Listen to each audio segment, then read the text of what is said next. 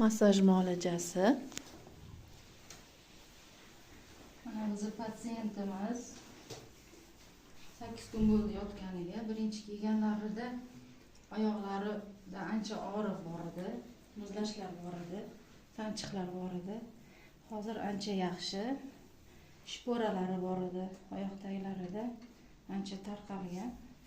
Bu massaj ayniqsa oyoq og'riqlariga, qon yurishmaslikka, muzlashlikka hammasini tarqatadi. Ancha yengillik beradi.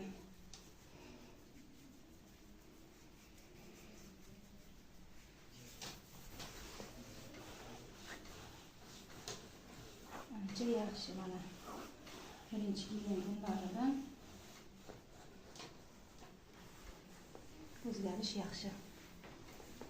Judayam yaxshi hozir.